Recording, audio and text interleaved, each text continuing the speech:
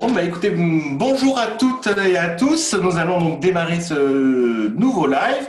Alors, en propos introductif, on est très heureux de vous retrouver après une petite période d'interruption. Et bien sûr, je laisse quelques mots à Alison de présentation.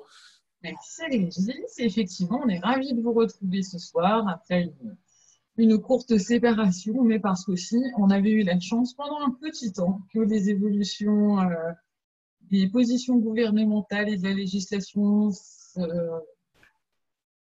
s'appauvrissent un peu, ce qui était une chance. Et puis là, après, c'est reparti. Donc, on vous retrouve avec plaisir en espérant qu'on pourra répondre à vos questions encore une fois. Alors, il y a quand même le sujet d'aujourd'hui, c'est depuis le 10 juillet, fin de l'état de la crise sanitaire, que s'est-il passé? Et puis, quelle incidence ça a dans notre quotidien? Et très concrètement, bon, et maintenant, nous faisons quoi? Alors, on peut s'interroger sur différents plans. D'abord, sur le plan de nos pratiques professionnelles, c'est très concrètement, depuis le 10 juillet, quels sont les protocoles que nous appliquions jusqu'alors? Restent-ils en vigueur? Ne restent-ils plus en vigueur? Puisque nous avons quand même une série de protocoles qui nous étaient appliqués, soit émanant directement du ministère du Travail, soit émanant de notre ministère, pour parler de tutelle, qui est le ministère de la Solidarité et de la Santé. Et là, on va voir que certains protocoles ont cessé d'être mis en œuvre, notamment ceux du ministère du Travail. Et en revanche, certains protocoles de la Direction générale de la cohésion sociale et de la santé, quant à eux, restent en vigueur. Alors à cela, d'autant plus qu'on a… Alors maintenant, ça a changé de nom, puisque maintenant, on n'a plus des protocoles, on a des fiches consignes. Et on a une nouvelle fiche consigne, toute récente, qui a quelques jours, qui a exactement 5 jours, une fiche consigne du 24 juillet, qui se dénomme recommandation d'utilisation des masques au sein des établissements médico-sociaux. Ça tombe bien, c'est le premier sujet que l'on voulait voir un petit peu avec vous. C'était cette fameuse question qui nous obsède depuis le début mars. C'est masque ou pas masque, quel type de masque, comment on les porte, est-ce qu'on les porte sur la tête, derrière la tête, sur les yeux, sur le nez. Enfin bref, on ne s'en sort pas avec ces masques. Et de nouveau, on a des nouvelles recommandations toutes nouvelles sur l'utilisation des masques, qui s'appliquent spécifiquement aux établissements médico-sociaux. Parce que parallèlement à cela, il faut qu'on croise cette fiche avec notamment le dernier guide de déconfinement du ministère du Travail, c'est ce qu'ils appellent le guide étape 3, et c'était le propos de nos échanges introductifs avec Alison il y a quelques minutes avant de démarrer ce live, où là aussi, on a des consignes dans le cadre des lieux de travail, dans le sens large, pas spécifique aux établissements médico-sociaux et plus particulièrement aux services d'aide à domicile, où là aussi, on a des consignes sur les EPI et sur les masques, et il est vrai, ça peut apparaître un petit peu en contradiction avec cette fiche consigne en date du 24 juillet. Alors, on va essayer d'y voir un peu plus clair et en essayant de poser des principes. Le premier principe, il est que nous sommes toujours en situation d'exposition au risque du Covid. Le risque n'a pas disparu. Ça, c'est le premier élément. Il y avait la crise d'état d'urgence sanitaire, il y avait la pandémie, il y avait le confinement, et tout ça a été, si vous voulez, motivé ou s'articulé autour d'une situation qui était une situation de pandémie et de risque contagieux à un virus, le Covid-19. Le Covid-19 n'a pas disparu. Donc la cause qui a motivé l'ensemble des protocoles qui ont été déployés depuis début mars, elle n'a toujours pas disparu. Alors avec un taux de contamination moins important, un REX inférieur à 1 pour parler avec un langage scientifique, mais pour autant, au niveau du droit du travail, ce qui va nous intéresser, c'est toujours cette notion d'exposition au risque.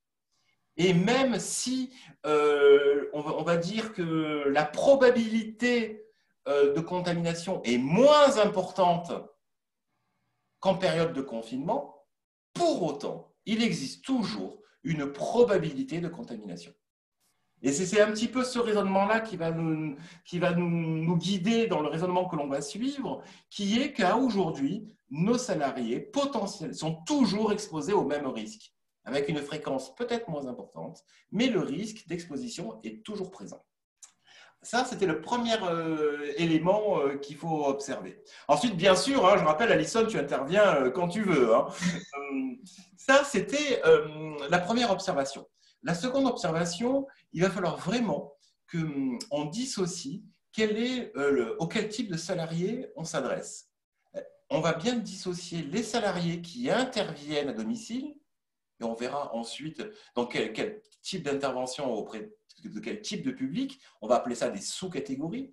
Mais pour autant, on a bien une catégorie à part entière qui sont les salariés qui interviennent à domicile. Et à côté de cela, une autre catégorie de salariés qui sont les salariés, on va dire, des fonctions support ou dits administratifs qui, eux, sont en agence. Et on va voir qu'il va falloir qu'on raisonne différemment par rapport à ces deux types de publics. Et ce raisonnement pourrait nous conduire à dire que la catégorie des salariés intervenant à domicile, on va appliquer la fiche consigne de la DGCS, qui est la recommandation d'utilisation des masques au sein des établissements médico-sociaux. Et pour les salariés dits administratifs, on va appliquer plutôt le protocole du ministère du Travail qui s'applique à l'ensemble des salariés qui sont exposés au risque de contamination du fait de la proximité d'autres salariés sur un lieu de travail qui est l'entreprise, ou d'accueil de public ou de fournisseurs. Et on va essayer de faire cette distinction-là entre ces deux catégories de public. Alors, et enfin, un autre fil d'analyse qui est de rappeler que depuis quelques jours, depuis le 20 juillet 2020, on a une obligation générique et qui n'est pas attachée au statut du salarié ou du travailleur, qui est bien l'obligation qui est faite à toute personne de plus de 11 ans qui doit porter un masque grand public dans des lieux publics clos.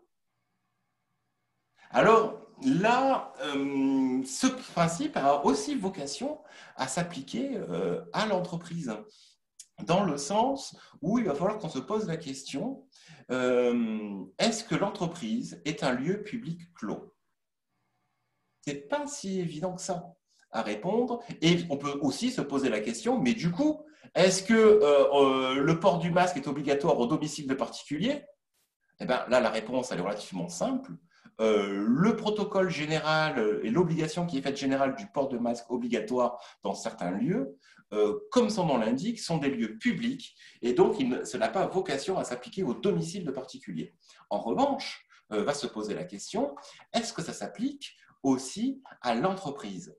Alors, je dirais, il va falloir qu'on s'attache à se référer plutôt au guide de déconfinement du ministère du Travail, qui, lui, précise bien plusieurs choses.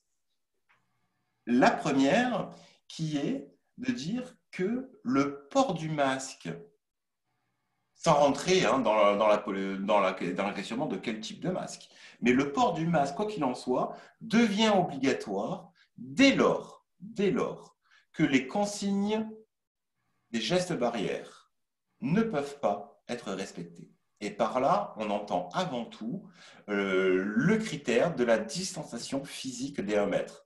D'autant plus que, rappelez-vous, depuis le 24 juin, la notion de jauge n'est plus applicable à l'entreprise.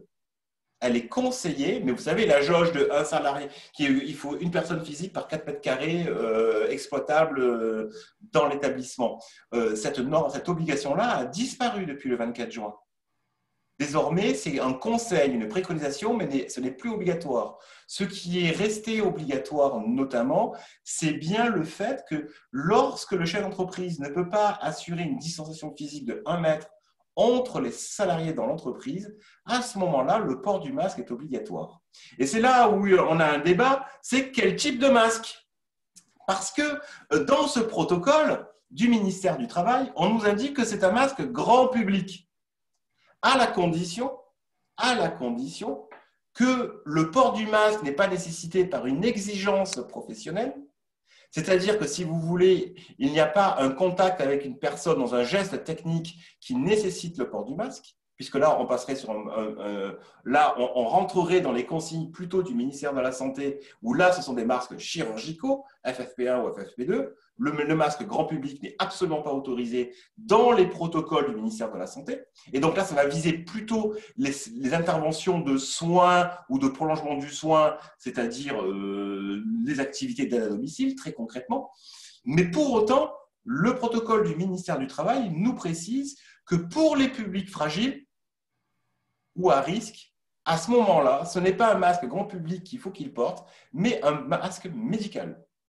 Donc, on voit bien quand même que les choses ne sont pas si évidentes que cela, et il reste donc des doutes et des choses à clarifier.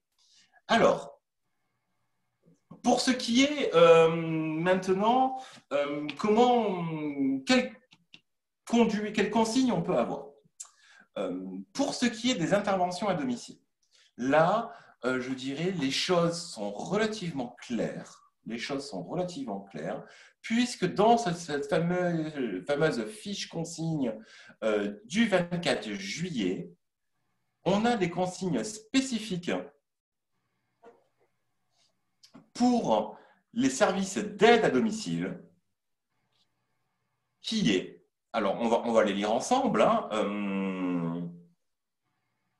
le port d'un masque chirurgical est obligatoire pour l'ensemble des professionnels des services à domicile intervenant auprès des personnes âgées et des personnes en situation de handicap lorsque la nature des interventions ne permet pas de respecter les mesures de distanciation physique.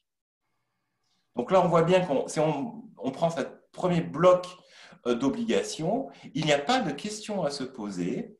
Nous continuons à avoir l'obligation du port d'un masque chirurgical, donc c'est le FFP1, c'est le bleu, obligatoire dès lors qu'on intervient auprès de personnes âgées ou de personnes en situation de handicap pour toute activité d'aide à la personne.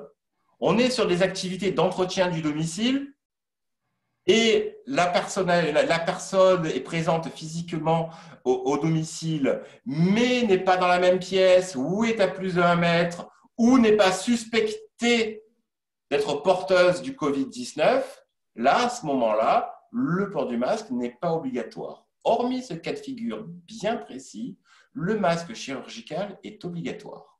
Ça, c'est la première obligation qui nous est faite.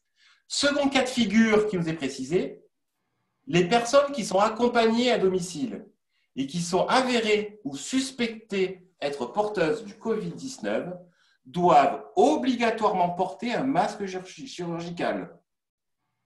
C'est-à-dire que donc, on est toujours sur la doctrine du port du double masque en présence d'une personne suspectée d'être Covid-19 ou être avérée Covid-19.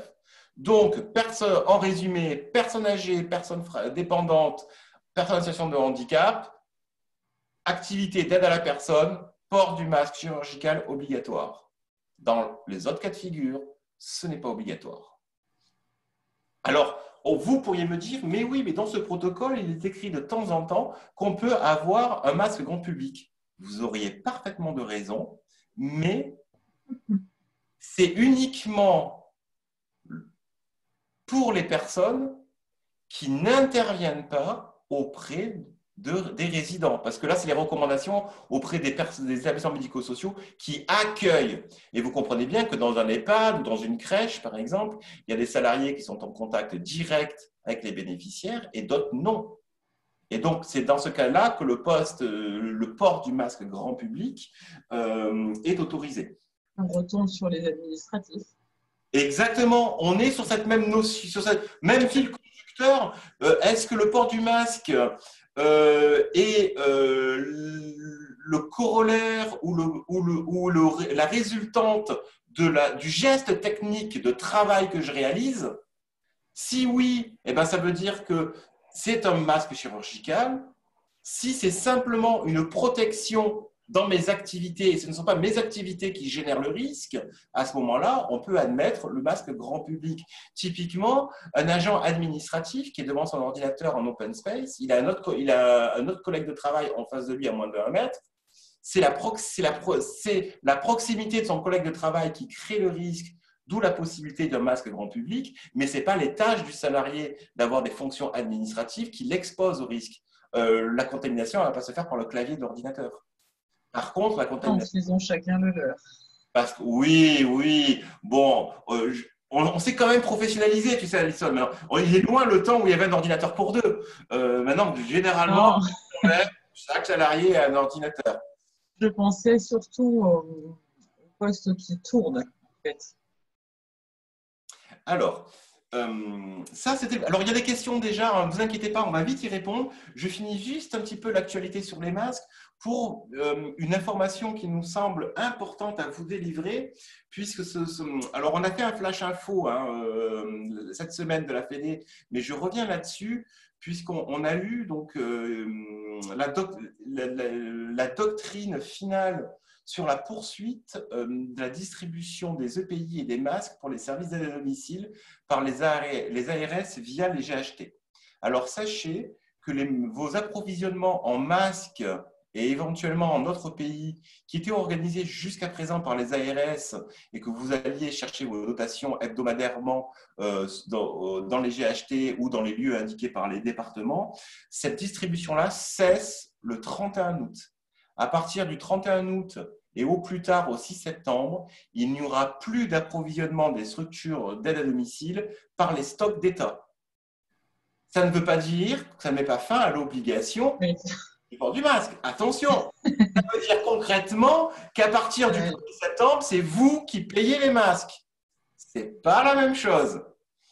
Donc là, j'insiste, donc organisez-vous, sachez qu'au plus tard au 1er septembre, vous n'aurez plus de dotation d'État. C'est à vous d'anticiper et de passer les commandes nécessaires pour pouvoir assurer la dotation en EPI et en masque vos collaborateurs.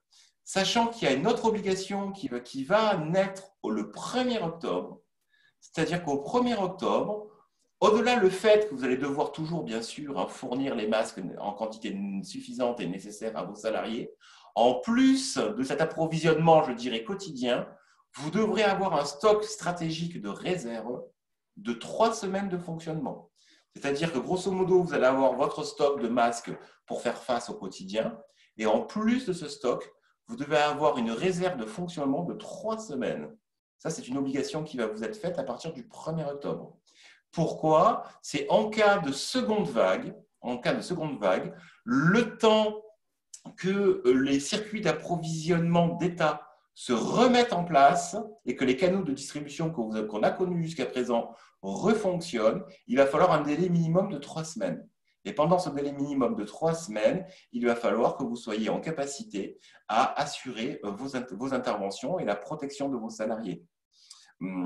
Parce qu'on part de l'hypothèse aussi que s'il y a une seconde vague, de nouveau, on va se retrouver dans une situation contrainte de commande et de disponibilité des EPI. C'est pour ça qu'on vous demande d'anticiper, d'autant plus qu'à ce jour, il y a déjà de fortes tensions sur le marché des gants. Donc, n'oubliez pas que dans certains types d'interventions, le port du gant est obligatoire. Enfin, donc 3 éléments. Au 31 août, plus d'approvisionnement sur les stocks d'État. 1er octobre, obligation de constituer un stock de réserve. C'est-à-dire que vous ne devez pas fonctionner sur ce stock. Nous sommes bien d'accord là-dessus. Et 3e obligation, à partir aussi du 1er octobre, comme pour les autres établissements médico-sociaux et particulièrement les hôpitaux et les EHPAD, nous allons avoir l'obligation de renseigner hebdomadairement l'état de nos stocks d'EPI sur un portail de suivi de l'ARS. C'est-à-dire qu'en fait, aujourd'hui, vous savez, tous les établissements de santé, hôpitaux, cliniques, EHPAD, doivent renseigner l'état de leur stock hebdomadairement sur un logiciel spécifique de l'ARS pour que l'ARS puisse suivre les stocks de masques dans les établissements et éventuellement les enjoindre à commander s'ils estiment que le ratio EPI par rapport au nombre de salariés, par rapport au nombre de résidents ou de bénéficiaires accueillis n'est pas suffisant sur leur ratio. Alors, ne me posez pas la question de suite, je ne connais pas leur ratio, ils ne l'ont pas dit. Mais sachez que vous aurez aussi cette obligation à partir d'octobre de renseigner une API en ligne pour que les ARS puissent suivre l'état de vos stocks et éventuellement vous inciter à passer commande s'ils estiment que vous n'êtes pas en dotation suffisante. Voilà un petit peu les dernières précisions sur ces éléments-là. Et autre chose que l'on a vu avec Alison, notamment lors de certains contrôles des inspections du travail, et on vous le rappelle, le port d'une visière ne se substitue pas à l'obligation du port du masque chirurgical ou grand public. C'est-à-dire qu'en fait, le port d'une visière est un moyen de protection complémentaire. Et il ne peut absolument pas se substituer au port du masque chirurgical. D'autant plus que je vous rappelle que dans le protocole, dans la fiche consigne des interventions des services à domicile du 24 juillet, il est précisé en termes d'EPI que lorsque le salarié intervient en proximité des voies respiratoires, notamment ça va être lorsqu'on va être dans tous les cas d'aspiration endéotrachéale, que l'on est habilité à faire par dérogation, je vous le rappelle. À ce moment-là, le port de lunettes est obligatoire, en plus du masque. Et donc, les lunettes peuvent être remplacées par le port d'une visière, mais en tout cas, ce n'est pas parce que la visière couvre le nez et la bouche qu'elle fait office de filtration. La visière ne filtre absolument aucune particule. Elle protège des projections de gouttelettes, mais elle n'est pas filtrante, une visière. Ce qui vous explique pourquoi le masque est toujours obligatoire. Alors, une fois que ces informations vous ont été données, il y a quelques questions déjà qui ont été posées. Alors, j'ai une salariée qui me dit que le masque chirurgical lui donne des boutons et elle met que du tissu. Alors, je suis normalement, les masques papier, les dits masques chirurgicaux, sont allergènes. Il y a maintenant des boutons, oui, on peut imaginer qu'elle fasse une réaction avec la transpiration, c'est possible. Sauf que malheureusement, elle ne peut pas mettre de masque tissu. Est-ce qu'on parle d'une intervenante de terrain ou est-ce qu'on parle d'un administratif? Une intervenante de terrain, j'imagine? Alors, on attend que Catherine nous réponde, mais… Terrain. Terrain, oui. Ok, donc oui, non, on ne peut pas. Voilà. Sachant qu'en plus, il y a une autre problématique sur le masque tissu, c'est que le masque tissu, lorsqu'il est possible de l'utiliser, et on a vu dans des cas très restreints en fait, hein, c'est grosso modo vos salariés administratifs qui potentiellement n'accueillent pas de public. Ça veut dire ça, un masque grand public, c'est possible dans une agence de service à la personne pour des salariés qui ne reçoivent pas de public. Et dans le cas de figure où on ne peut pas assurer la distanciation physique d'un mètre. Oui, Alison, je te vois réagir. Pardon, tu as une autre précision de Catherine du masque chirurgical dans le masque tissu. Et du coup, je ne vois pas comment si elle lui donne des boutons, si elle met que le chirurgical, et par contre, si elle met le tissu sur le chirurgical, ça marche. Je ne sais pas. Là, vous me posez une bonne Catherine. Oui, je vous disais, dès lors que vous rentrez dans le cas de figure où on peut mettre un masque grand public, la responsabilité de l'employeur, ça va être de s'assurer que l'utilisation du masque tissu est conforme à l'usage qui doit en être fait. C'est-à-dire que vous êtes responsable des cycles de lavage des masques. Puisque c'est un peu nos débats qu'on a eus avant de lancer le live, qui était de savoir le nombre de lavages de masques, de cycles. Et bien en fait, ça va dépendre des masques. Parce qu'on a des masques qui sont donnés pour 50 lavages, d'autres pour 10 lavages, d'autres pour 20 lavages, suivant la qualité du masque tissu, en fait. Et donc, ça veut dire donc très concrètement que vous, employeur, vous devez tenir un inventaire précis du nombre de cycles de lavage du masque. Ça veut dire qu'on doit être en capacité d'identifier le masque et de savoir on en est où dans les cycles de lavage. Ça veut dire ça très concrètement, hein. Alors, je sais qu'on est un peu extrême, hein, vous me dites, ça c'est encore Régis et Alison qui nous embêtent, qui sont Oui. mais Notre problème, c'est le contrôle notamment de l'inspection du travail. Et c'est par exemple, nous, dans la région lyonnaise, certaines, je l'ai vu sur, pas nécessairement pour le moment sur du SAP, mais sur d'autres secteurs, où on a eu des fermetures temporaires administratives. Parce qu'ils n'étaient pas en capacité de justifier qu'ils respectaient justement les modalités par rapport aux masques, etc. Donc, si vous donnez des masques tissus, ça vous oblige, vous, à avoir un genre de registre avec tous les lavages et à pouvoir expliquer à un inspecteur du travail comment vous gérez le nombre de fois qui est nettoyé le masque et, comme disait Régis, comment vous identifiez que c'est lui comme masque et que ce n'en est pas un autre. Outre le fait que vous êtes censé ensuite donner des indemnités aux salariés pour si on est sur un contrôle inspection du travail. Et là, en ce moment, ça se déclenche quand même un peu par vague. Hein. On a des contrôles chômage partiel, puis on commence à avoir aussi des contrôles sur protection santé sécurité. Bah, du coup, indemnité de nettoyage et au-delà de ça, justification. Et si on ne le justifie pas, bah, en fait, on a des risques pour l'employeur qui sont ceux de l'inspection du travail. Alors, par exemple, vous pouvez très bien, si vous voulez faire un peu, tout simplement un petit, vous pouvez très bien faire une consigne d'utilisation du masque tissu que vous mettez aux salariés avec un sorte de calendrier avec lavage 1, lavage 2, lavage 3 jusqu'à lavage 10 ou lavage 20 ou lavage 50. Et puis ensuite, le salarié, dans lavage 1, il met la date à laquelle il a lavé, lavage 2, la date, et ainsi de suite. Ça vous permet, par exemple, d'identifier. Et à ce que le salarié, par exemple, sur l'étiquette du masque, il marque son nom. Comme ça, on peut identifier. Parce que je vous rappelle que l'obligation pèse aussi sur le salarié d'appliquer les consignes et l'utilisation et les modes opératoires d'utilisation des EPI. Ça, on est de nouveau dans le droit du travail classique où si l'obligation est faite à l'employeur de mettre les EPI nécessaires et de former à l'utilisation, obligation est faite aussi aux salariés d'utiliser les EPI conformément aux consignes qui lui ont été délivrées. Donc, n'oubliez pas ce volet-là aussi. Donc, on peut tout à fait se reposer sur l'application des consignes d'utilisation par le salarié. Et je vois qu'Alison a la main qui la démange. Donc, vas-y, Alison. Non, c'était pour poursuivre. Justement, je voyais la partie autre type de masque innovant et je voulais justement tout de suite qu'on puisse résoudre la problématique. Non, absolument pas. Tant que les masques ne répondent pas aux recommandations AFNOR, c'est impossible. C'est vraiment, et déjà, on a évoqué ça avec Régis justement en amont, là, tous les deux. La problématique, c'était sur les masques de tissu. Recommandations, conformes aux recommandations AFNOR. C'est écrit dans le protocole. Il n'y a pas plus de précision. Déjà, on ne sait pas exactement la réalité de cette certification. Au-delà de ça, tous les autres masques dits innovants n'ont aucune valeur en termes juridiques. Et en toute hypothèse, il faut être clair sur le masque tissu en règle générale. Il est là pour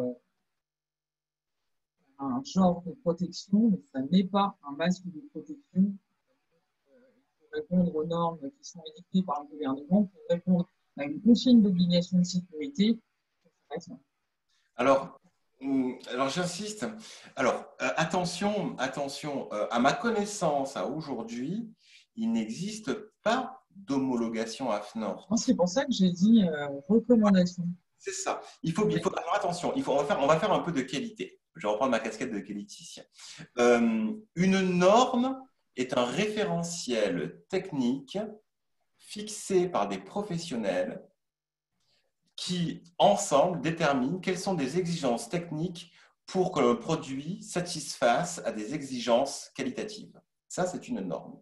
Ensuite, une homologation ou une certification, c'est un tiers indépendant qui va analyser le produit ou le service pour s'assurer que le produit ou le service est conforme à la norme pour laquelle il se prétend observer les recommandations. C'est-à-dire, je fais simple, si j'ai une norme AFNOR masque qui dit, par exemple, que le coton utilisé pour le masque tissu doit être de 80 grammes par mètre carré. C'est par exemple le grammage du tissu. Eh bien, l'homologation, ça c'est la norme AFNOR qui dit le basque doit être fait dans un tissu de 80 grammes au mètre carré. Ça ne veut pas dire ça que le fabricant qui a respecté ce cahier des charges, cette norme, et rien ne nous dit que le tissu qu'il a utilisé lui est bien de 80 grammes, que le grammage est bien de 80 grammes par mètre carré. Ça, simplement, un expert va analyser le tissu et dire oui, j'ai pris un échantillon du masque, j'ai analysé le grammage du tissu et en effet, il est bien de 80 grammes, donc il est bien conforme à la norme AFNOR. Mais vous voyez bien, moi je peux très bien dire, ben oui, moi voilà, je suis pas très couturier, mais bon, passons, je peux très bien imprimer sur Internet la norme AFNOR et puis m'amuser à faire mon propre masque. Bon, je pense déjà, vu à la tête du masque, vous allez dire, en effet, il n'est pas conforme, mais vous voyez bien qu'il faut bien dissocier, fabriquer au regard d'exigence d'une norme, et c'est un autre pas de dire que ce masque satisfait techniquement aux exigences que la norme a fixées. Ça, c'est qu'un expert, un tiers indépendant qui peut le faire, c'est-à-dire un organisme certificateur. C'est pour ça qu'on parle de certification ou d'homologation. Donc, alors attention, c'est pas parce que j'ai sur une boîte écrit en gros fabriqué ou conforme à la norme AFNOR. Non, pour dire conforme homologué AFNOR, il faut que j'ai une estampille AFNOR, AFNOR certification ou BV par exemple, qui disent ce produit a été testé par un organisme accréditateur, l'AFNOR ou BV par exemple, et j'atteste qu'en effet, il satisfait aux exigences. Donc faites bien attention à cela. Et alors, les certifications test DGA, alors c'est un statut un peu hybride parce que c'est tout nouveau et que en fait les tests DGA, en fait il faut se méfier parce qu'en fait c'est une équivalence. Parce que les normes, si vous voulez, les normes françaises ou les normes européennes ou les normes ISO ne sont valables que lorsqu'il existe plusieurs normes. Vous avez les normes européennes, c'est les CE, les normes ISO qui sont internationales, et après vous avez des normes nationales. Par exemple, les normes NF sont des normes françaises. Elles n'ont aucune valeur, si vous voulez, dans un autre pays européen ou dans un autre pays que pour la France. Et les tests DGA, les certifications DGA, ça a été en fait des dérogations qui ont été faites en disant que, par exemple, l'organisme, la norme chinoise qui a un nom à coucher dehors et qui a été et que le produit qui a été fabriqué sur une norme chinoise et qui a été vérifié par un organisme certificateur chinois.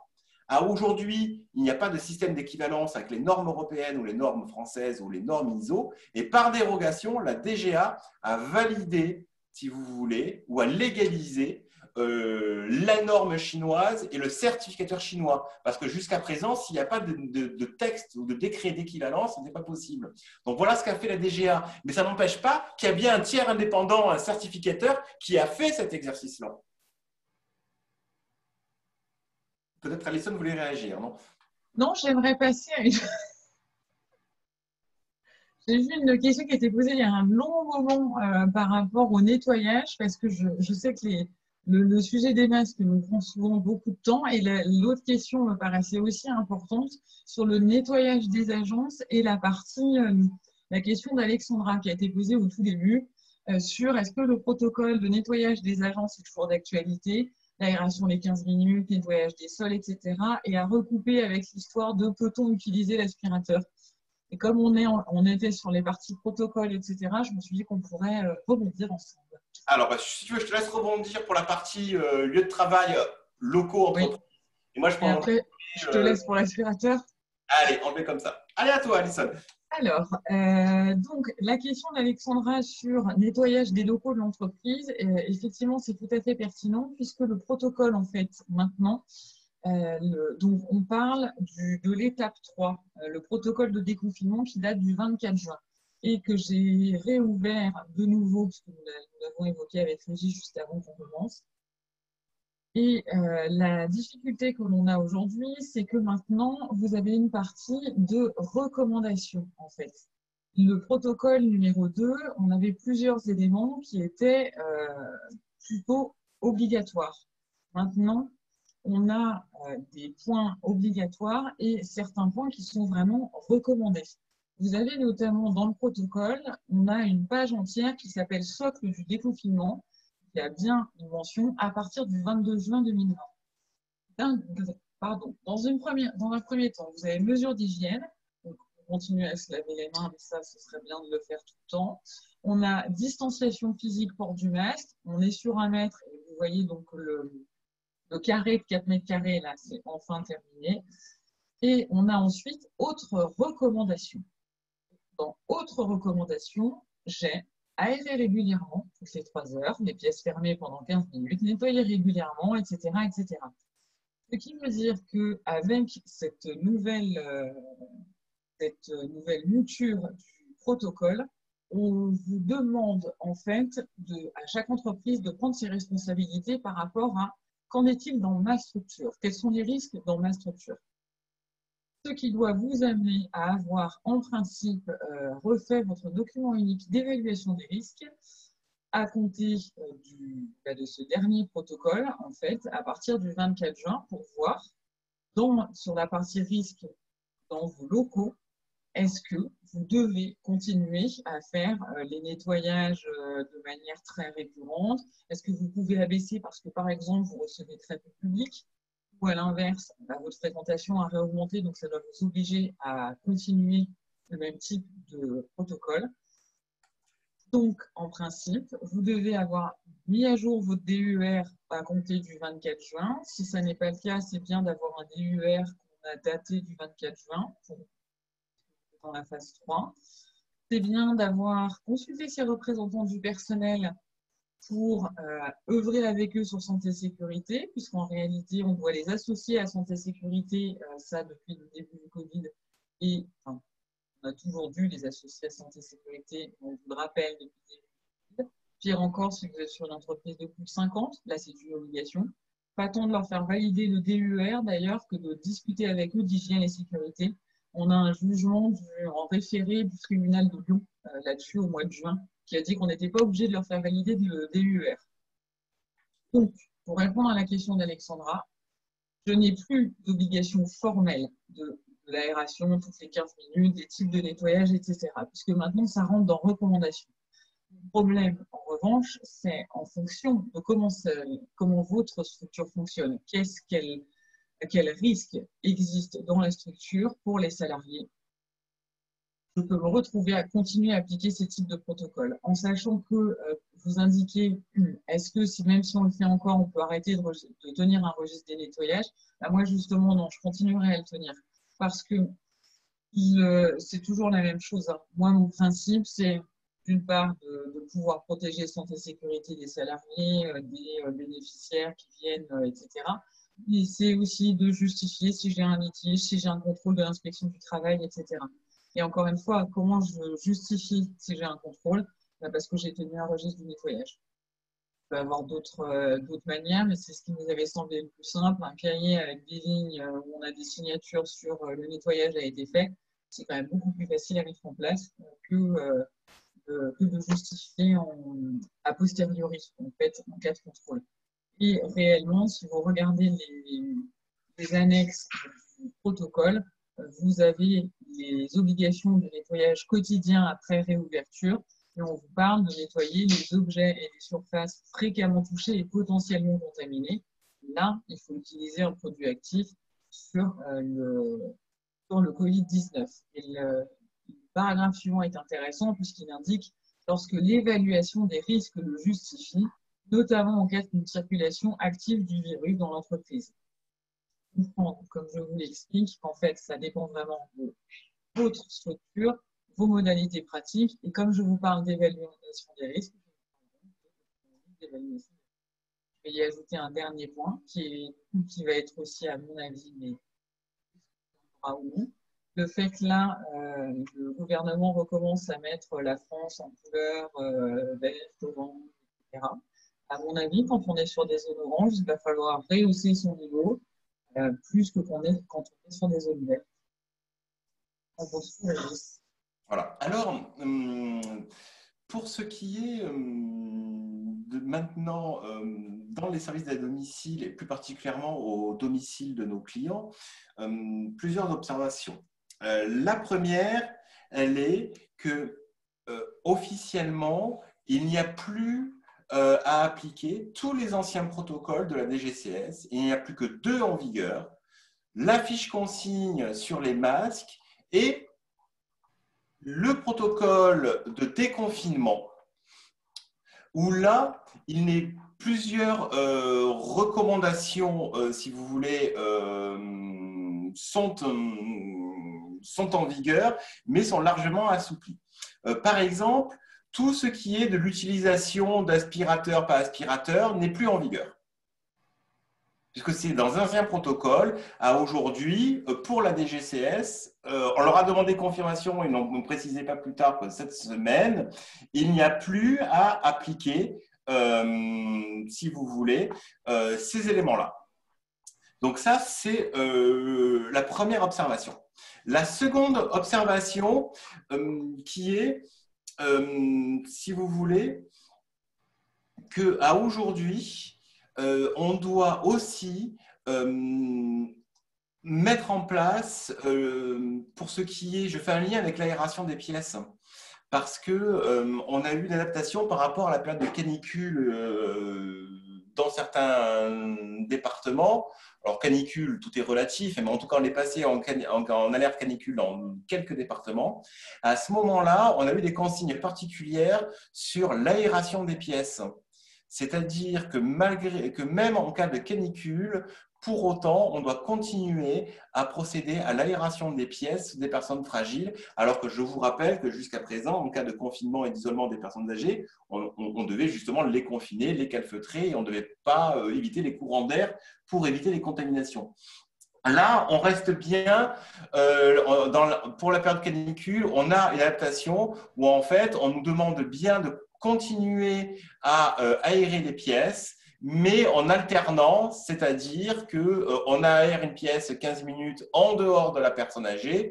Alors l'aération le matin ou le soir, hein, j'entends pas en plein période de pic de chaleur, hein, n'aérez pas à 14 heures, hein, attention, pour faire réchauffer la pièce. Hein. On est bien dans ces possibilités-là, le matin ou le soir, d'aérer les pièces pour essayer d'abaisser la température des intérieurs. Donc voilà un petit peu les consignes à nouveau, mais bon, tout ce qui était, si vous voulez, des protocoles d'intervention pure à domicile, ça n'a plus à vocation à s'appliquer. Mais par contre, il est toujours, par exemple, vous n'avez plus, vous savez, hein, on avait l'obligation, par exemple, d'éviter le croisement de salariés. C'est-à-dire que les salariés qui intervenaient auprès de publics fragiles, ils ne devaient pas intervenir auprès des publics non fragiles par risque de contamination croisée. Cette obligation-là a disparu. La seule obligation qui nous reste, c'est qu'on doit éviter au maximum d'avoir trop de salariés qui interviennent auprès de publics fragiles, c'est-à-dire de maintenir en fait le minimum de salariés possible au domicile des personnes âgées dans le cadre des interventions. Mais cette interdiction stricte, si vous voulez, de croisement entre différents publics de nos salariés, ça, aujourd'hui, ça n'a plus lieu d'être appliqué. Donc voilà un petit peu les précisions à ce sujet. Alors, c'est à aujourd'hui. Hein. Il n'est pas dit que si on repasse dans des alertes un peu plus importantes de Covid dans les prochaines semaines, on ne rechange pas de point de vue. Hein.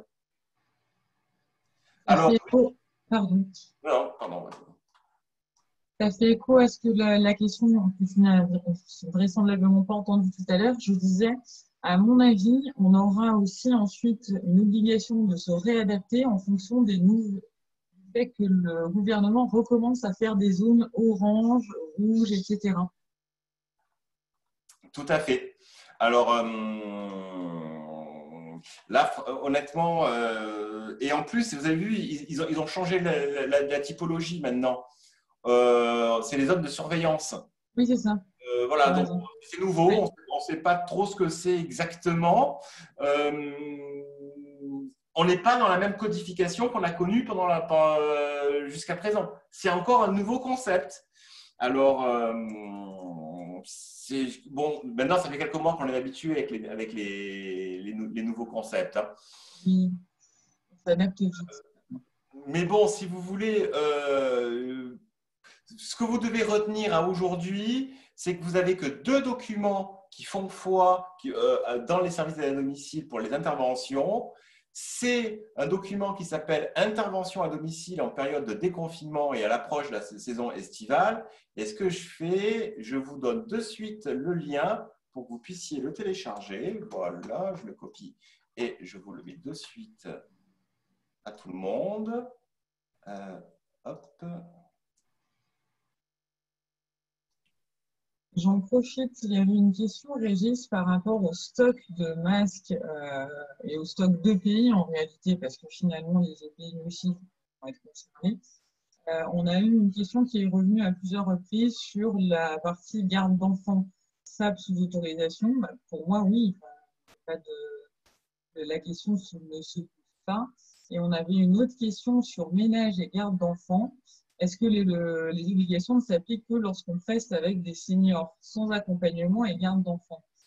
Alors, vraiment à voir, parce qu'en fait, oui, si vous êtes sous autorisation, je ne suis pas sûre qu'ils distinguent. Alors, pour la garde d'enfants, techniquement, ça ne relève pas de la compétence de la DGCS, puisque la garde d'enfants de moins de 3 ans relève de l'agrément qui est sous la tutelle du ministère de l'Économie et des Finances. Et ceux qui sont juste autorisés aujourd'hui, qui vont basculer de l'un à l'autre? Ils ne sont pas autorisés pour la garde d'enfants. D'accord. Ils sont déclarés, agréés pour la garde d'enfants de moins de 3 ans, mais l'autorisation ne couvre pas la garde d'enfants.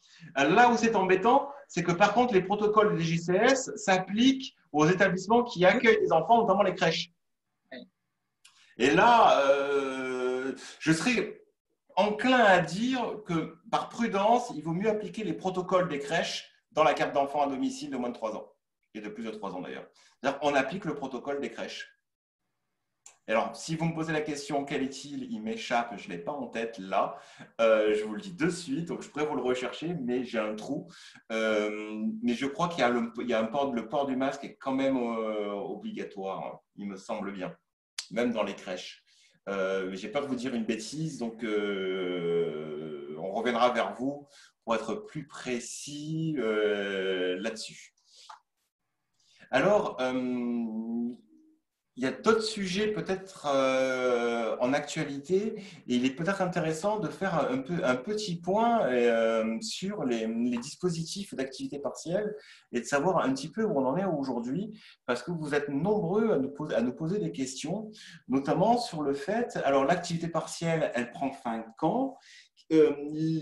Dans les activités partielles, on a eu beaucoup de catégories de salariés qui ont été positionnés en activité partielle, notamment les salariés qui étaient détenteurs d'un certificat d'isolement, les salariés qui ont été placés en activité partielle pour garde d'enfants. Donc, savoir un petit peu, faire un petit point où on en est à aujourd'hui, vous dire ce que l'on sait, vous dire ce que l'on ne sait pas, où là, il y a encore des doutes. Alors, sur la durée de l'activité partielle, d'une façon globale, l'activité partielle, à aujourd'hui, elle est prévue jusqu'au 31 décembre 2020. Ça, c'est la possibilité. Mais ça concerne, je dirais, tous les types d'employeurs pour le motif économique de la crise Covid. Et on est bien sur le motif économique. La date du 20 décembre pose question, du 31 décembre, pardon, pose question pour tous les autres types de mise en activité partielle qui ne relèvent pas d'un motif purement économique. Ben, ça va être tous les salariés qui avaient jusqu'à présent des problématiques de garde d'enfants, les salariés qui étaient détenteurs d'un certificat d'isolement, qui ont été positionnés en activité partielle du fait d'une cause médicale, et notamment tous les salariés qui étaient en arrêt de travail avant le mois de mai et qui ont basculé dans l'activité partielle au mois de mai. Et là, peuvent-ils rester encore dans l'activité partielle? Alors, on a plusieurs éléments, puis je vais bien sûr laisser un peu la parole à Alison quand même, pour vous dire la seule chose de sûre et de certaine, c'est que les salariés qui ont été mis en activité partielle au motif de garde d'enfants, ces salariés-là ne peuvent plus être en activité partielle depuis le 5 juillet. Ça, c'est une certitude. Après, on a d'autres cas de figure et je cède la parole à Alison. Merci Régis. Oui, on a un cas de figure principal sur les personnes vulnérables et de toute façon, cette question nous revient très régulièrement. Tous les salariés qui bénéficient du certificat d'isolement. Alors déjà, pour éviter les problématiques ensuite, les salariés qui bénéficient du certificat d'isolement, ils en bénéficient jusqu'à la fin du dispositif. Ça veut dire qu'il n'y a pas possibilité de les obliger à y admettre un terme. Le terme, ce sera celui qui sera décidé ensuite par le gouvernement. Notre problème étant que actuellement, les salariés en isolement ou personnes vulnérables, etc., donc bénéficient du chômage partiel avec cette problématique quand même, il faut la souligner, l'employeur qui se retrouve à prendre en charge une partie de la rémunération parce que c'est lui qui supporte la charge de l'isolement du salarié. La difficulté principale est celle de la date de fin, et on nous pose tout le temps la question, la date de fin qui avait été annoncée au départ, qui a pu être annoncée au départ, c'était une date du 10 octobre 2020. Après très long échange avec Régis, on a ressorti tous les textes pour vérifier, pour essayer de trouver quelque chose de cohérent et de vous répondre de manière la plus efficace possible, puisque comme d'habitude, on ne donne pas exactement les informations en temps et en heure. Il apparaît que le texte qui précisait cet arrêt à la fin du 10 octobre, il était relié à des paiements d'indemnités journalières. Or, le chômage partiel, c'est une prise en charge en partie par l'État, en partie par l'employeur. Il n'y a aucun élément, mais celui des indemnités journalières. Dès lors, il ne trouverait pas application. Et malgré toutes les recherches sur les sites juridiques divers et variés, il n'y a plus d'éléments sur ce point. Ce qui signifie principe que la date maximale serait bien celle du 31 décembre, en sachant qu'une publication très récente du gouvernement indique qu'un décret doit paraître prochainement pour donner la date de fin d'utilisation du chômage partiel pour les salariés en isolement. En isolement pour, encore une fois, personnes vulnérables, cas contact, etc. Donc ce décret devrait paraître, mais tant qu'il n'est pas paru, les salariés bénéficient bien du chômage partiel. Nous évoquions avec Régis un point rapide, on rappelle quand même. Pensez au renouvellement de votre demande de chômage partiel si toutefois vous arrivez au terme. On est quand même fin juillet et on avait au départ certains départements qui refusaient les demandes trop longues sur le chômage partiel. Et j'ai bien le souvenir de certaines structures où on s'arrêtait à fin août. Nous, ce que l'on conseille, ce serait au moins 15 jours à l'avance de commencer à faire votre renouvellement et à faire votre demande. Je vous parle bien d'un conseil, puisque de nouveau, nous n'avons aucune règle juridique à ce titre. Mais c'est nécessaire de le faire si vous continuez à recourir au système. Voilà, tout à fait. Notamment, pour exemple, on a certains adhérents assez conséquents où, par exemple, l'autorisation d'activité partielle prenait fin au mois de juillet. On en a eu plusieurs comme ça, où en fait, ils avaient été autorisés depuis mars jusqu'en juillet et que l'autorisation partielle, d'activité partielle prenait fin au mois de juillet. Et ils ont fait des demandes de renouvellement et à ma connaissance, il n'y a pas eu de difficulté particulière pour que les directs, si vous voulez, reprolongent l'autorisation de mise en activité partielle. Généralement, les questions posées vont être est-ce que vous avez toujours une baisse d'activité? Vous n'avez pas retrouvé la même activité qu'au mois de janvier-février. Donc, c'est relativement simple. Il n'y a pas vraiment de problématique. Par contre, faites bien attention à être bien que votre autorisation de mise en activité partielle court toujours lorsque vous faites vos déclarations sur le portail d'activité partielle. On peut peut-être, Régis, terminer par quelques mots sur la partie, je vois une question sur les primes des départements, parce qu'on sait que vous avez été très nombreux à nous poser individuellement des questions, donc il y aura une utilité peut-être. La question qui est posée est le département de l'Ardèche qui verse 3,50 € en APA PCH pour les structures non lucratives. et qui réfléchissent à la mise en place pour les structures lucratives. Est-ce qu'ils ont la possibilité de le faire? Alors, alors, que- alors, je vous dirais, c'est une discrimination. C'est une discrimination. Maintenant, le vrai sujet, c'est comment ils vont habiller cela. Oui. Parce que, à tout hasard, ces structures non lucratives qui bénéficient de 3,5 € d'heure d'APA et de PSH en plus, est-ce que ce ne seraient pas les structures qui sont habilitées à l'aide sociale, par exemple? Parce que s'ils voient parce qu'ils peuvent faire ça, si vous voulez, d'une façon déguisée aussi. Mais en l'occurrence, oui, c'est susceptible d'un recours pour excès de pouvoir, un contentieux donc de 2 mois. Euh, Ça va être compliqué. Mais par contre, rien n'interdit à ce que vous, spectateurs anonymes, vous me fassiez un petit mail avec les éléments techniques et qu'on fasse un courrier officiel au département de l'Ardèche dénonçant ces pratiques discrétionnaires et qui en plus sont au détriment des salariés, puisque la lucrativité n'a pas de sens dans le sens où généralement les tarifs des prestations sont identiques qu'on soit dans une structure lucrative ou non lucrative. Mais maintenant, pour autant, ça n'empêche pas que l'ordonnance prévoyant de mars, prévoyant le maintien du versement des plans d'aide, et son décret est pris en application, a vocation à exercer et que pour autant, vous devez bénéficier du maintien du versement des plans d'aide dans la formule qui est la plus avantageuse pour vous. Donc là, il y a vraiment 2 plans. Maintenant, une majoration de 3,50 €, je pense que on peut obtenir gain de cause au tribunal administratif, non pas dans le sens que ce soit une discrimination auprès des services de la domicile, mais comme l'APA et la PCH sont des allocations individuelles à des particuliers, on a une mesure, une rupture d'égalité des citoyens entre eux. Puisque je suis bénéficiaire de l'APA, j'ai droit à 15 € de l'heure, par exemple.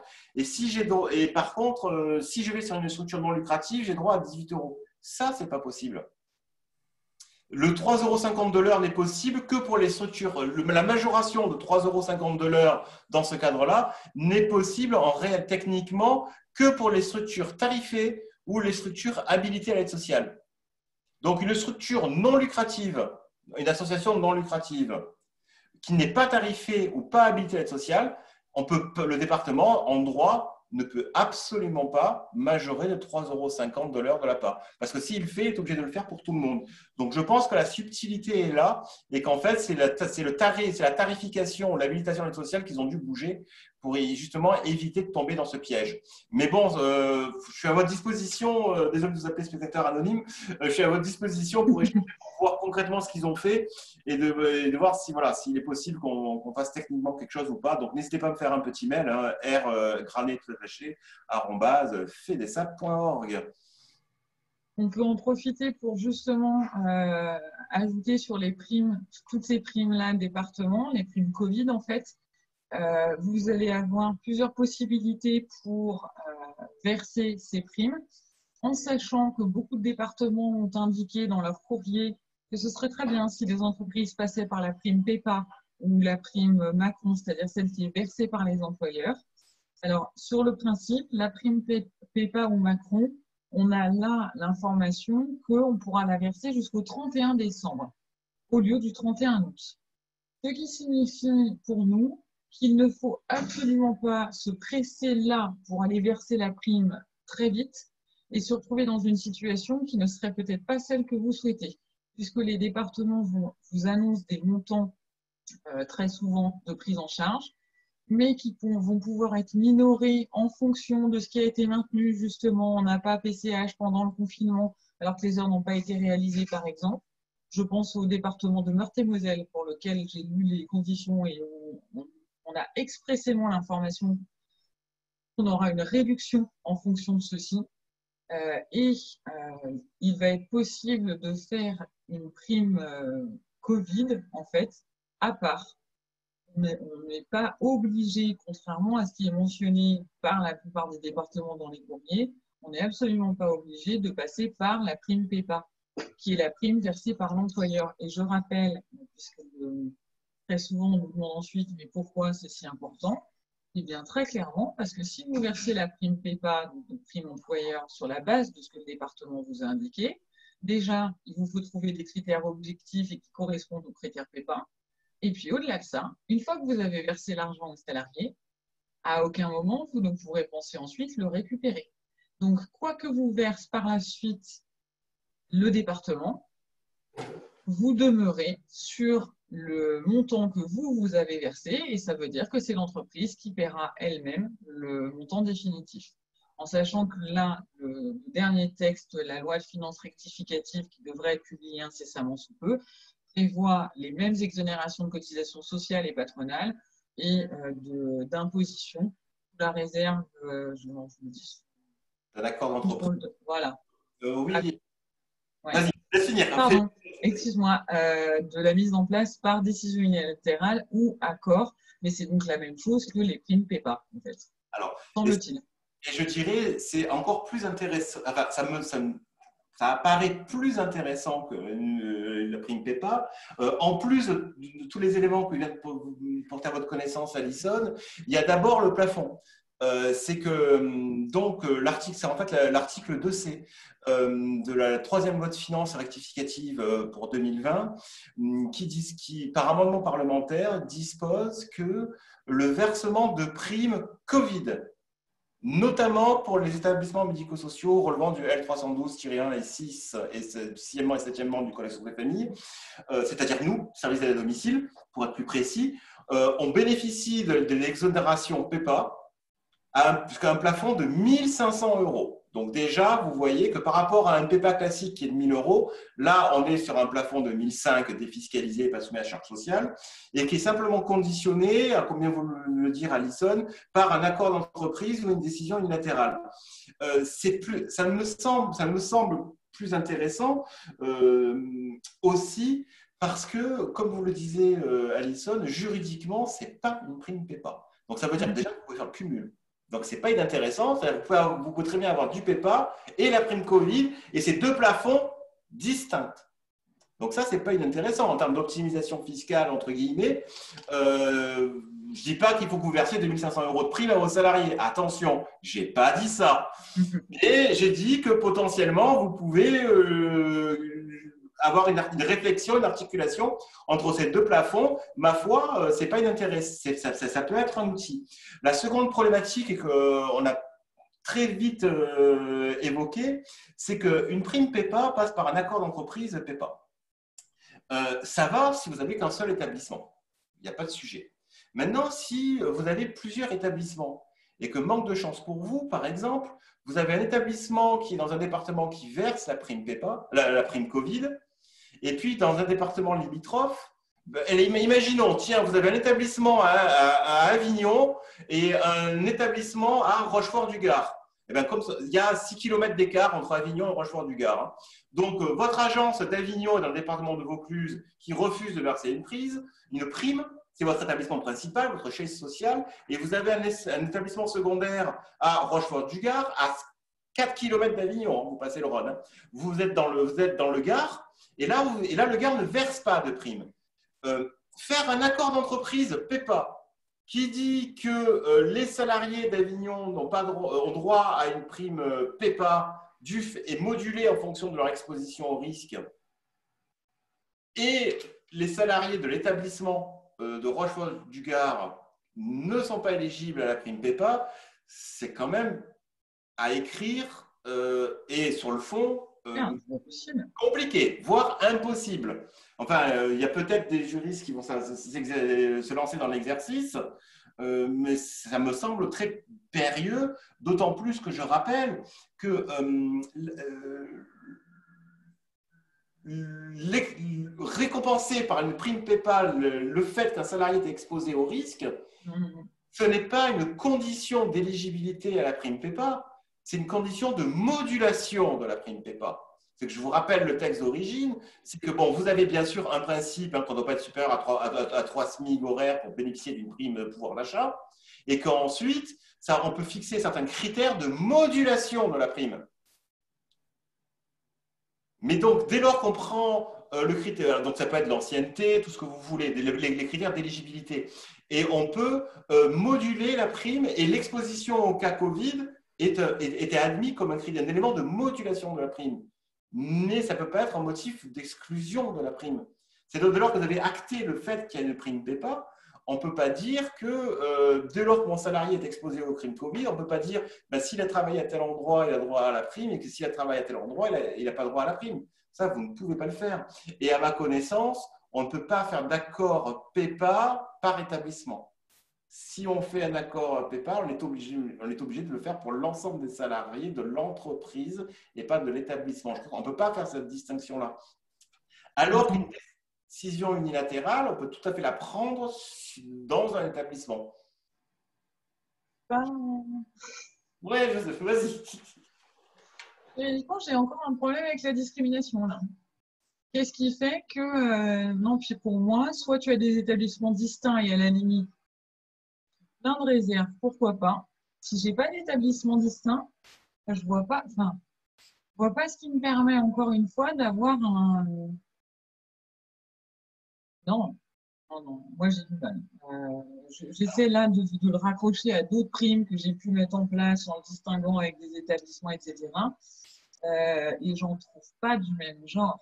Parce que là, c'est un petit peu comme. Non, c'est un peu comme les primes de vacances ou les primes de Noël. La jurisprudence, elle a quand même tendance à nous dire non, en fait, soit pour tout le monde, soit pour personne, soit vous avez des établissements distincts et des activités distinctes.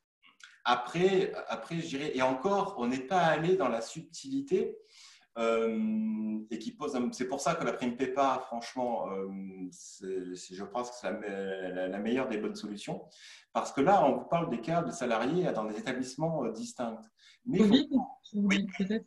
oui, la prime Covid. Non, c'est-à-dire que la prime PEPA pour récompenser le salarié exposé au Covid dans le cas d'un département qui aurait décidé d'allouer une prime spéciale Covid, c'est peut-être la moins bonne des solutions. Oui, c'est ça. Ça pose d'autres problèmes qu'on n'a pas évoqués encore, mais on les susurre très rapidement. C'est que même quand un département décide de verser une prime Covid, il la conditionne exclusivement aux salariés qui sont intervenus auprès de bénéficiaires de l'APA et de la PCH.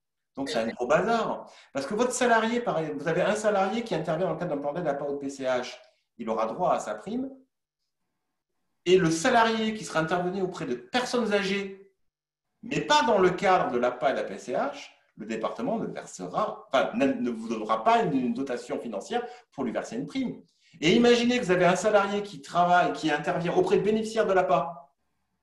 Il aura droit à le ratio de primes que le département veut bien vous verser en fait. Mais ce même salarié, s'il intervient auprès d'une personne âgée dans le cadre d'un plan d'aide PAP-CARSAT, par exemple, ces heures-là ne seront pas éligibles à la prime. Donc, non seulement il faut qu'on fasse un critère de modulation de l'exposition au risque, mais ça va dépendre, comme le département, lui, ne va prendre en charge que les interventions auprès de bénéficiaires de l'APA et de la PCH. Ça, techniquement, c'est impossible à écrire.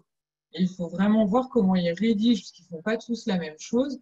Il y a des départements qui rédigent en disant voilà, nous on se base sur les heures APA, PCH, on fait telle dotation, et en gros, vous vous débrouillez. Là, on peut dispatcher plus facilement entre les salariés. Mais si, comme le dit Régis, si on a un département qui nous fait quelque chose d'assez limité, en fait, c'est ce que j'ai expliqué à plusieurs clients. C'est-à-dire que moi, mon problème, c'est qu'en droit du travail, c'est discriminatoire ce qu'on me demande de faire. Donc, si c'est une prime Covid qui vient du département, moi, dans ma décision unilatérale, je vais reprendre toutes les mentions du département qui a versé une prime à telle date, qui a mis telle et telle condition, et hop, j'aurai l'élément en cas de litige ou en cas de contrôle. Par contre, si c'est sur de la prime PEPA, ça passera jamais. Et notre problème, c'est toujours pareil, c'est protestation salariale, mais moi je pense qu'il faut tout contrôler ça, parce que ça permet de remonter toutes ces cotisations sociales. Oui, alors vu qu'Alison parle du contrôle URSSAF, on leur en parlait avec Alison ce matin là, en préparant un petit peu ce live. Faites attention parce que vous êtes nombreux à nous poser la question, est-ce qu'on peut fractionner le versement de la prime PEPA, notamment dans le cadre du Covid? Alors là, je laisse Alison répondre. Donc, je peux le faire, Alison, si tu veux. Non, mais non, je peux, pas de problème. Effectivement, on l'a évoqué ce matin. Attention, parce qu'au départ, le texte dit que c'est un versement. Il y a des explications du gouvernement qui nous permettent de faire des avances sur le montant total de la prime PEPA. Mais par contre, il n'est pas question d'écrire, notamment dans une fiche de paye, prime PEPA X euros sur un mois, et de penser que le mois suivant, vous pouvez le réutiliser. Parce que l'URSSAF estimerait en fait que vous avez versé votre prime PEPA à un instant T, et que le mois suivant, en fait, c'est une autre prime que vous avez versée, mais ça ne peut pas être une prime PEPA. Donc, on repart sur ce que l'on évoquait tout à l'heure, la remontée des cotisations sociales, salariales et patronales. Donc, oui, effectivement, le point de Régis, c'est très important, ce point. Alors, pour autant, donc vous pouvez, donc du coup, si vous voulez, dans un langage courant, fractionner sur plusieurs mois le versement de la prime à double condition. La première, celle qu'Alison vient de vous préciser, c'est qu'en sur le bulletin de salaire, ça doit être libellé sous la forme de avance prime PEPA et pas prime PEPA. Et la seconde condition, c'est que l'ensemble des montants fractionnés, le dernier montant pris en charge, doit être versé à la date butoir. Alors moi, j'ai un petit souci avec Alison là-dessus. Alors je vous le dis quand même très légèrement, c'est que pour l'instant, je n'ai pas vu de promulgation de texte qui permette de dire que le versement de la prime PEPA peut intervenir au plus tard au 31 décembre.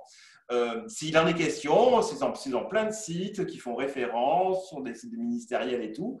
Par contre, le fondement juridique, moi, je ne l'ai pas encore trouvé. Mais tu as tout à fait raison, Régis. Je dis, voilà, à aujourd'hui, techniquement, on est versement avant le 31 août. Tout le monde dit que ce sera possible jusqu'à la fin de l'année, mais sauf que, voilà, pour l'instant, il n'y a pas de texte. Donc, espérons que le texte sera pris avant le 30 août. Mais voilà, de toute façon, je pense honnêtement, très sincèrement, la prime PEPA, c'est une chose. Bon. Il y a vraiment cette histoire de loi de finances, du troisième projet de loi, de la troisième loi de finances rectificative qui prévoit les mêmes avantages que la prime PEPA pour une prime spécifique Covid. Ce texte a été, si vous voulez, en termes de procédure parlementaire, il est vraiment en phase finale. C'est-à-dire qu'il y a eu une première lecture à l'Assemblée nationale, une première lecture au Sénat, comme on est dans un processus accéléré de légistique, si vous voulez, il y a eu une commission mixte paritaire qui s'est réunie et qui a eu un accord sur le texte. C'est-à-dire que le texte ne sera plus discuté, il est maintenant en attente de promulgation. Donc la promulgation devrait vraiment intervenir dans les prochains jours. Donc de toute façon, vos payes de juillet, c'est fait. Puisque là, on est le 30. J'espère que vous avez fait vos payes du mois de juillet. Donc, pour le mois de juillet, maintenant, on est sur août de toute façon maintenant. On est sur la paye d'août que vous allez verser fin août. Donc, je pense qu'il est vraiment intéressant d'attendre quelques jours pour savoir est-ce que je bascule en prime PEPA avec toutes les réserves qu'on vient de faire avec Alison. Mais vraiment toutes les réserves, on insiste vraiment là-dessus. Oui, moi je suis vraiment contre. C'est vraiment, vraiment pas sécurisé. Sauf si vous décidez de verser une prime PEPA. Attention, si vous oui. des salariés du fait de leur implication pendant la période de crise et que vous dites j'ai profité du dispositif PEPA, pas de problème, pas de sujet, du moment que ça concerne l'ensemble de vos salariés. Oui, nous, ce qu'on veut vous éviter, c'est la prime du département, je la passe en PEPA. Alors, après, comme on le dit, vous pouvez le faire, aucune difficulté là-dessus. En revanche, ensuite, eh bien, en fait, il faudra assumer les conséquences des éventuelles inconséquences du département, d'une part, des délais de paiement, par exemple, aussi, et arriver à trouver un système qui ne génère pas de discrimination, alors que les départements en font clairement. Mais parce qu'eux n'ont pas du tout les mêmes problématiques, nous, on réfléchit droit du travail, parce qu'en cas de litige, en cas de contrôle URSSAF, en fait, c'est le droit du travail qui primera. Et moi, je demeure persuadée que le 31 décembre va fonctionner, puisque comme Régis l'a dit, le texte ne peut plus bouger. Donc, il est censé être promulgué dans les prochains jours. Il devrait quand même pas causer de... Non, il n'y a pas de risque. Franchement, le texte ne peut pas bouger. Voilà, ça c'est clair. Il ne peut pas bouger. Donc, il faut juste qu'il soit publié au journal officiel maintenant. Donc, ça va vraiment c'est imminent. Donc voilà, on vous invite vraiment, vraiment à réfléchir. Et puis surtout, par contre, hein, n'écoutez pas ce que vous demandent de faire les départements. Oui. Mais ça, alors c'est vraiment à ne pas faire. Parce qu'en plus, si vous marquez, vous libellez prime Covid sur les bulletins de salaire et que vous le passez en PEPA, non, mais il est évident que du coup, vous allez vous retrouver à payer la prime PEPA en plus. Au niveau de l'inspection du travail, on va dire, c'est très bien, mais moi j'ai un libellé sur le bulletin de salaire qui s'appelle prime Covid et j'ai un accord d'entreprise ou une décision unilatérale qui met en place une prime PEPA.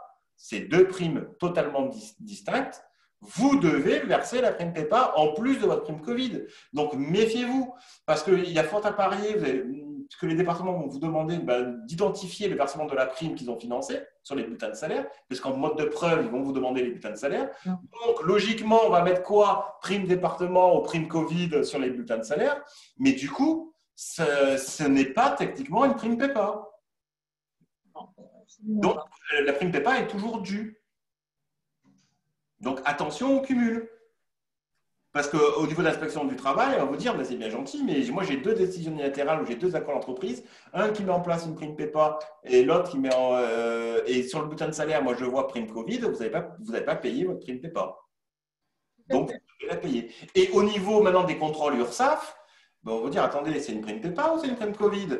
C'est une prime PEPA dont le montant est modulé en fonction de l'exposition au risque Covid, ou c'est une prime Covid parce que le département vous l'a versé? Parce que si c'est une prime Covid que le département vous a versé,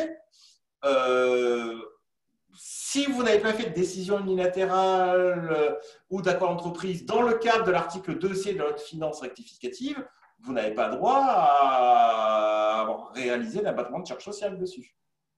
Donc, vous voyez bien, il faudra bien faire attention sur ces deux éléments-là. Mais de toute façon, il y aura une note d'information. Dès que la loi de finances est promulguée, on vous fera à ce sujet une petite note d'info. Je vous dis ça, mais je suis réputé être en vacances demain. Donc, j'espère que le texte va être publié d'ici demain. Sinon, ne vous inquiétez pas, on vous fera une petite note. Alors, est-ce que vous avez, donc c'est toujours pareil, le temps file quand nous sommes ensemble. On va prendre les dernières questions. On a réussi à répondre à peu près à l'intégralité. Donc, si quelqu'un a une question de clôture. Alors, oui, Catherine, quand même une question. Est-ce que la prime PEPA est obligatoire? Non, absolument pas. Elle n'est absolument pas obligatoire. C'est de la liberté du chef d'entreprise. À négocier, bien sûr, avec les partenaires sociaux. Et à défaut de partenaires sociaux, par décision unilatérale. Mais bon, non, ce n'est pas une obligation, heureusement.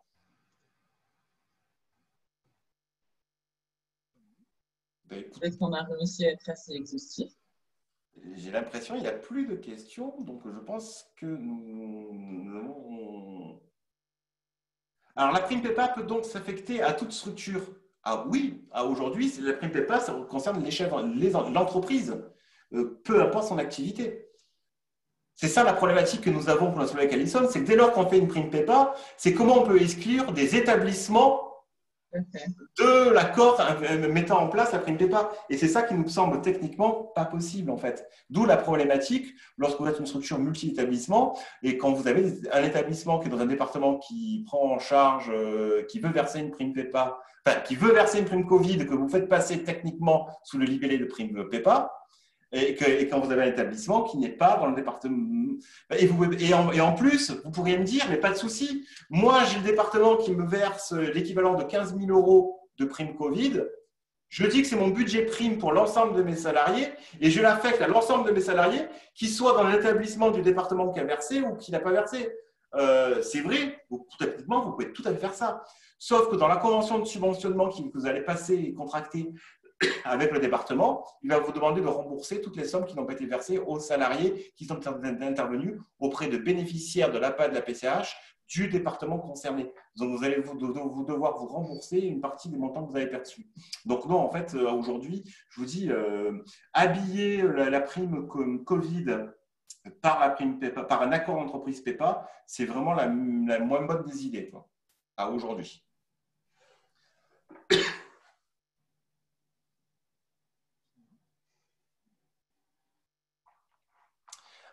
Alors oui, vous n'êtes pas autorisé, vous faites que du ménage à la garde d'enfants, vous pouvez tout à fait me faire, par adhésion unilatérale, mettre en place une prime PEPA.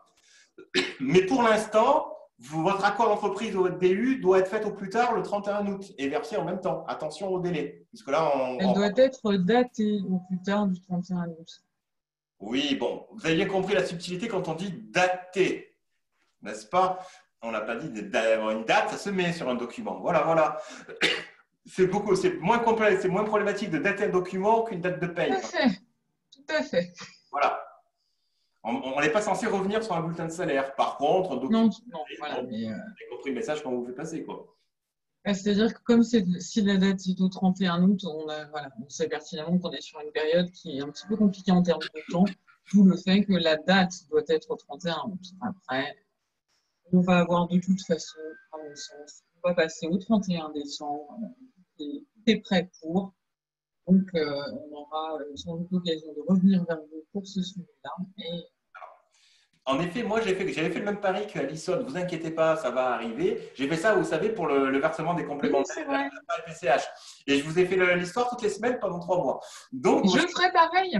pas de souci, Alison. Donc, je suis un peu plus prudent. Je me dis, pour l'instant, pas de bras, pas de chocolat, comme on dit. Hein. Donc, bon, mais oui, il y a fort à parier qu'ils vont pousser jusqu'au 31 décembre. Mais voilà. Anticipez un petit peu, peut-être si vous voulez le faire, préparez votre décision unilatérale pour mettre en place PEPA si jamais il n'y a rien le 30 août. Ben, écoutez, je pense que ça va être l'heure du mot de la fin. Alors, bien sûr, je vais le laisser à Alison.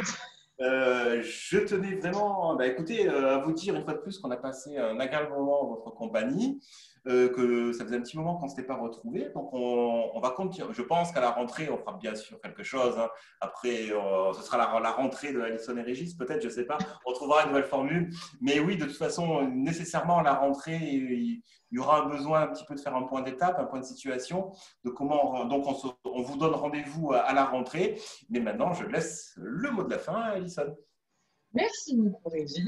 Et effectivement, ravi d'avoir pu vous retrouver et refaire ensemble ces sujets, ces débats qu'on arrive à avoir pendant cette grosse heure, parce qu'on est bavard et on déborde facilement. Donc voilà, j'espère que ça vous a intéressé de nouveau. On vous retrouvera avec plaisir plus tard. Et je remercie encore une fois Régis et la FEDESA pour ces invitations régulières, je dirais. Et je vois bonnes vacances qui défilent sur le côté. Effectivement, pour tous ceux qui, là, ont la possibilité de couper un petit moment, vu la période que l'on a eue, c'est peut-être plutôt bien. Et donc, je vous souhaite aussi de très bonnes vacances et j'aurai vraiment plaisir à vous revoir à la rentrée. Alors, merci beaucoup, Alison. Merci à vous tous. Et donc, très bonnes vacances. À très bientôt. Et encore, au nom de la FEDESA, on tient vraiment à remercier Alison pour son implication au quotidien dans notre fédération, pour vous et sa disponibilité. Et son expertise, bien naturellement. Hein. Voilà, bonne soirée à tous et très très bonnes vacances pour ceux qui en prennent et d'attaque pour cette rentrée qui s'annonce sur les chapeaux de roue. Merci beaucoup. Bonne soirée. Bonne soirée. Au revoir.